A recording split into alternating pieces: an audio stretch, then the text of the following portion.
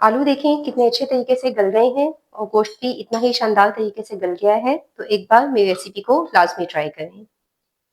मैं हूँ यास्मीन शेख और आप देख रहे हैं मेरा digital channel cooking with Yasmin. आज मैं हमारे यहाँ का सबसे रवायती खाना बनाऊंगी। आज मैं आलू गोश्त बना रही हूँ जो कि मैं अपने स्टाइल से बनाऊंगी। तो इसके लिए आप वीडियो को पूरा देखें और रेसिपी को स्टेप बाय स्टेप फॉलो करें। तो चलें शुरू करते हैं। आलू गोश्त बनाने के लिए एक पैन में मैंने 1 कप ऑयल लिया है।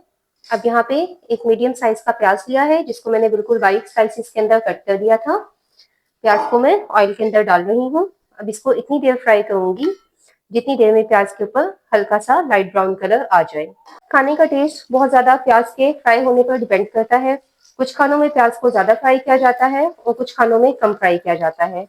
लेकिन आलू गोश्त बनाते हुए आपने एक बात को लाजमी ध्यान में रखना है कि प्याज को बहुत ज्यादा ब्राउन नहीं करना, क्योंकि अगर आप प्याज को ज्यादा ब्राउन कर देंगे तो जो शोरबे वाला आलू गोश्त बनता है उसके शोरबे में जला हुआ टेस्ट आ जाएगा। इसके अलावा एक और टिप ये होगी कि आपने प्याज को तेज आंच पर फ्राई नहीं करना बल्कि मीडियम फ्लेम के ऊपर फ्राई करना है ताकि प्याज इक्वली हर तरफ से फ्राई हो जाए। नहीं तो अगर आप तेज आंच पर प्याज फ्राई करेंगे तो उससे होगा ये कि साइडें जल जाएंगी और दरमियान से प्याज कच्ची रह जाएगी।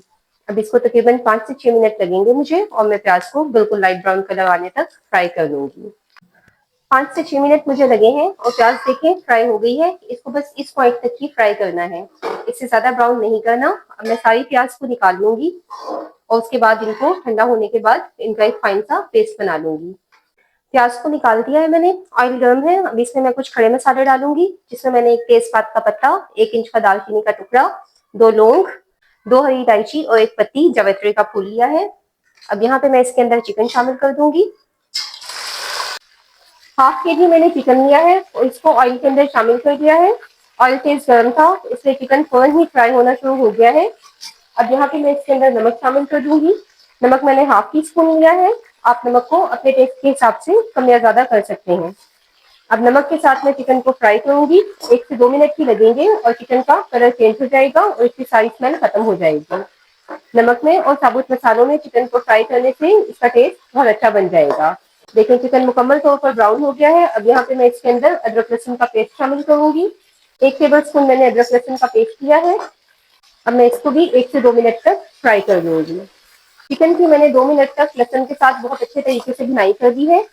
अब यहाँ पे मैंने 1/2 टीस्पून साबुत जीरा लिया है। मैं इसको साबुत जीरा डाल दूंगी और साबुत जीरा चिकन में डालकर चिकन की जीरे के साथ भी भुनाई कर दूंगी।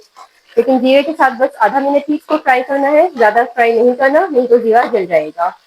अब यहाँ पे मैं इसके अंदर थोड़ा सा पानी ऐड करूंगी। फ्लेम को बिल्कुल लो कर दूंगी और यहाँ पे मैं इसके अंदर सोक मिर्च शामिल करूंगी।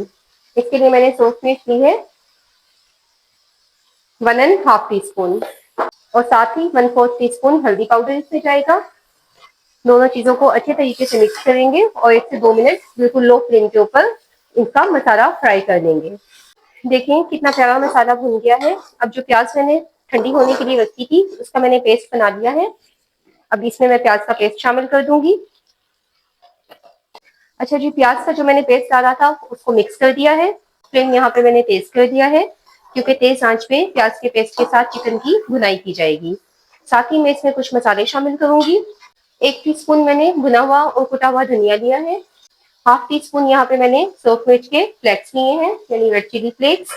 इनको मैं एक बार अच्छे तरीके से मिक्स करूंगी और फिर इनको इतनी देर तक भून लूंगी कि चिकन का ऑयल मुकम्मल तौर पर ऊपर आ जाए और मसाले मुकम्मल तौर पर पक जाएं। अच्छा, खाने के अंदर मसाले वही नॉर्मल डाले जाते हैं लेकिन उनकी एक तरतीब होती है जो खाने को टेस्ट देती है। तो मसालों की जो भी तरतीब मैं आपको बताऊं आपने उसको लाजमी नोटिस में रखना है। आप हैरान रह जाएंगे कि बिल्कुल रेगुलर बनने वाला आलू गोश्त एकदम कितना फंटेस्टिक और कितना मजेदार बनकर तैयार हुआ है। देखिए मसाले भुन गए हैं। अब यहाँ पे मैं इसके अंदर टमाटर का पेस्ट शामिल करूंगी। 2 मीडियम साइज के मैंने टमाटर लिए थे और इनका पेस्ट बना लिया था। अब यहाँ पे मैंने इसके अंदर टमाटर का पेस्ट शामिल कर दिया है। इसको मैं अच्छी तरीके से मिक्स करूंगी। यहाँ पे मैं इस फ्लेम को मीडियम कर दूंगी और चिकन को कवर करके 5 मिनट के लिए रख दूंगी ताकि जब तक टमाटर भी मुकम्मल तौर पर पक जाए और चिकन भी काफी हद तक टेंडर हो जाए। 5 मिनट हो गए हैं। अब मैं इसको अनकवर कर रही हूँ। टमाटर का पानी देखें बिल्कुल ड्राई आउट हो गया है और मसाला भुन गया है। अब इसको मजीद भुनने की जरूरत नहीं है। यहाँ पर मैं इसके अंदर सवा गरम मसाला शामिल करूंगी जिसके लिए मैंने 1/2 टीस्पून गरम मसाला पाउडर लिया है। अब इसको एक बार मैं अच्छे तरीके से मिक्स कर रही हूँ। गरम मसाला डालने से गोश्त का टेस्ट बहुत ज्यादा बढ़ जाता है अब इस पे दही शामिल करेंगे। 3 टेबलस्पून मैंने दही ली है और इसको अच्छे तरीके से विस्क कर लिया है। दही डाल के अब मैं चिकन की इतनी देर बुनाई करूंगी कि दही अपना पानी छोड़ दे और चिकन का सारा ऑयल सेपरेट हो जाए। दही जब भी डाला करें तो कोशिश किया करें कि उसे अच्छे तरीके से फेंट लें, क्योंकि उस तरह से ग्रेवी बिल्कुल स्मूथ बन जाती है। 2 से 3 मिनट लगे हैं और दही का पानी खुश्क हो गया है। अब यहाँ पे मैं इसके अंदर पिसी हुई काली मिर्च ऐड करूंगी, जिसके लिए मैंने 1/3 टीस्पून पिसी हुई काली मिर्च ली है। इसको एक बार अच्छे तरीके से मिक्स करेंगे। अब मैं इसमें आलू शामिल करूंगी, जिसके लिए मैंने 3 मीडियम साइज के आलू लिए हैं और उनको नॉर्मल साइज के अंदर कट कर दिया है। आलू को अच्छे तरीके से मिक्स करेंगे और 1 से 2 मिनट तक चिकन के साथ अच्छे तरीके से भुनेंगे। उससे होता यह है कि जब आलू इस तरह से मसाले के साथ और ऑयल में फ्राई होते हैं तो फिर उनका टेस्ट बहुत ज्यादा बढ़ जाता है। अच्छा, आलू लेते हुए आपने एक बात लाजमी ध्यान में रखनी है कि आलू मीठे ना हो बल्कि नमकीन हो, क्योंकि अगर मीठे आलू सालन में डल जाएंगे तो फिर वो पूरे सालन के टेस्ट को मीठा कर देंगे। आलू भुन गए हैं। अब मैं इसके अंदर पानी शामिल करूंगी ताकि आलू और चिकन गल जाएं। ये मैं इसके अंदर तकरीबन 1 गिलास पानी शामिल करूंगी। एक बार अच्छे तरीके से मिक्स कर लूंगी इसे और फिर इसको कवर करके मीडियम फ्लेम के ऊपर छोड़ दूंगी जितनी देर में आलू गल जाए। 15 मिनट हो गए हैं आलू को डाले हुए। अब मैं ढक्कन खोल रही हूँ। आलू देखिए मुकम्मल तौर पर गल गए हैं। अच्छा, जब 5 मिनट हुए थे आलू को डालने के बाद तो मैंने गोश्त निकाल लिया था, क्योंकि गोश्त टेंडर हो चुका था और आलू को टेंडर होने में टाइम लगता है। मैंने गोश्त इसके अंदर दोबारा मिक्स किया है। 1 से 2 मिनट तक मैं गोश्त को मिक्स करके पकने दूंगी इसके अंदर। आपको जितना शोरबा चाहिए आप उतना रख लीजिएगा।